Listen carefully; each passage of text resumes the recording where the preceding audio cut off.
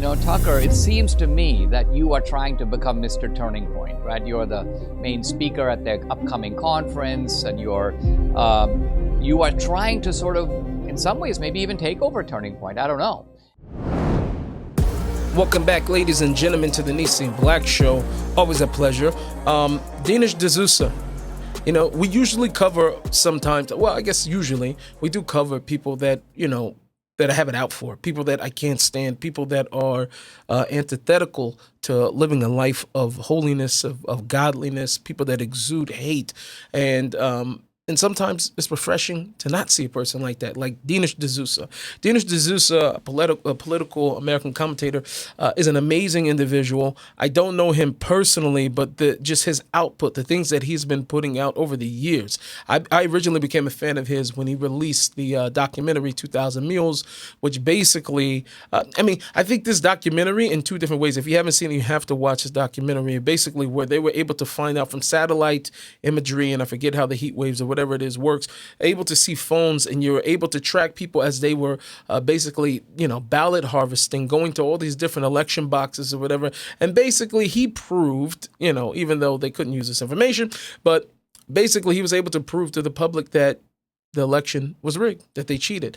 And he's just done great work over the years. He's a defender of truth. He's a true conservative, and I love what he has to say. I want to discuss right now his recent take on this discussion that happened between Tucker Carlson and Nick Fuentes. They had a conversation, as most people know.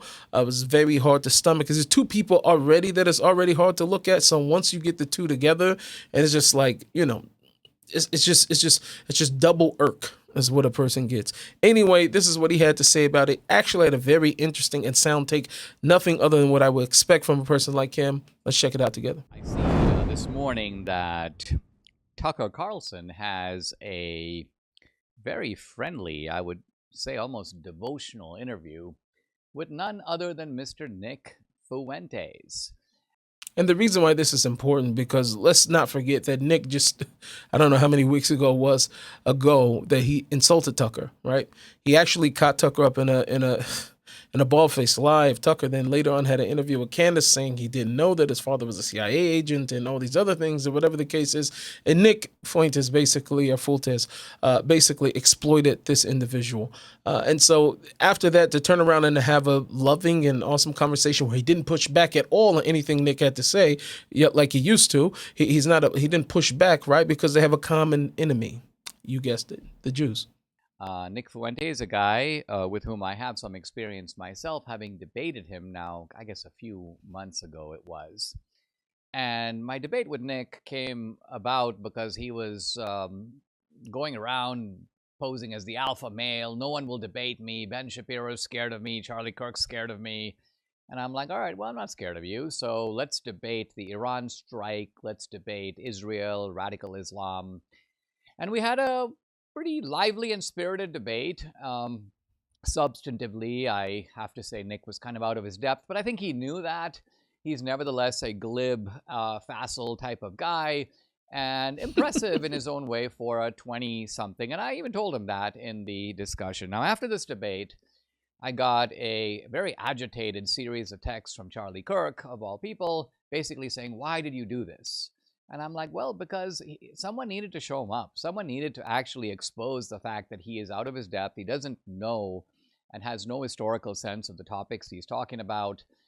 No, he doesn't. He actually doesn't. I mean, sometimes we tend to give allegiance and we sort of tell people, or we give the idea that a certain person is intelligent because they're able to talk with a certain wit and they have certain, they're charismatic and different things like that. Nick Fuentes actually says a lot of stupid things, right? And sometimes what I've learned over the years is that sometimes debates and ideas are better expressed on paper sometimes rather than and in person, because when it comes to a debate, usually it's whoever has the best personality, right, that can win, right? I'm saying if a person's just halfway decent with presenting information, especially when you're debating a person like Nick Fuentes, who comes with a lot of conspiracy theories, a lot of nonsense that he's pulling out of his tuchus, right? So you have a guy like this, it's hard to really debate a person like this, and I think that that's why Charlie and Ben and others that really didn't want to give him the time of day. Not to mention the guy is just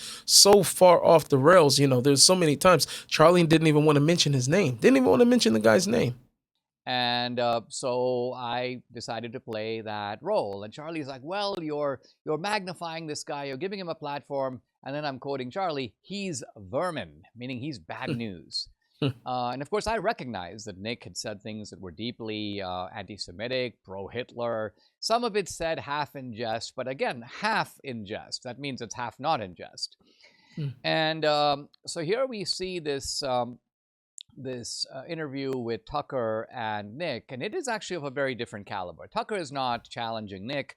Tucker is doing his usual, well, I guess Debbie's going to jump at this, but he's doing his usual kind of fluffer routine, which is he has these guests, and what he's doing is he's just massaging them and building them up. And giving them a platform and kind of like heartily going along. This is what Tucker did with the nun with the mustache. He did it with so. That's so bad. That lady will forever be known as the nun with the mustache. I mean, it's unfortunate, but after that interview, that's all you hear about was the lady with the mustache. The lady, it was so of no substance.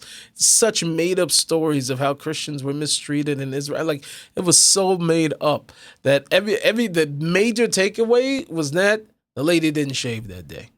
It's crazy. Many others, and he's doing it with Nick. And so I felt obliged. I haven't done this, of course, in months. I had no intention of doing it. I'm like, hey, look, Tucker, it seems to me that you are trying to become Mr. Turning Point, right? You're the main speaker at the upcoming conference, and you are trying to sort of, in some ways, maybe even take over Turning Point. I don't know. And this, for me, has been very concerning also, too. I mean, I understood that Charlie was doing this outreach and sort of bringing on Tucker at this time. 100% of what his motives was, I don't care, don't know, love Charlie. However the case is that I think that at Turning Point as it is, and I don't know who everybody is over there.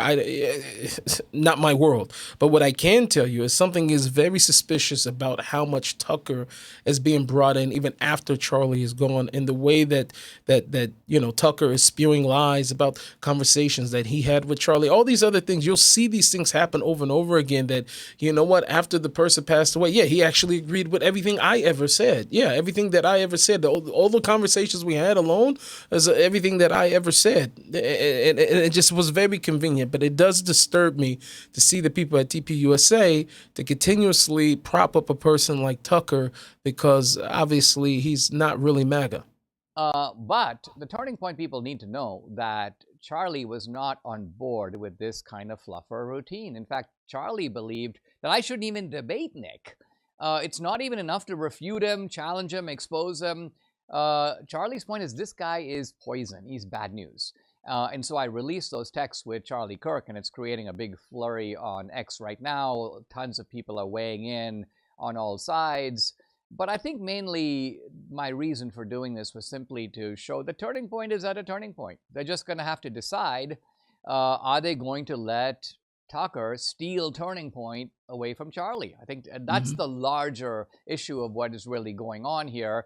And the Nick Fuentes thing is simply one episode that really reflects that Charlie really was not on board with any of this.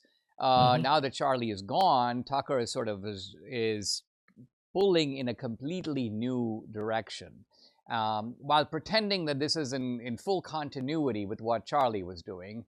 And these texts prove that that is absolutely not the case.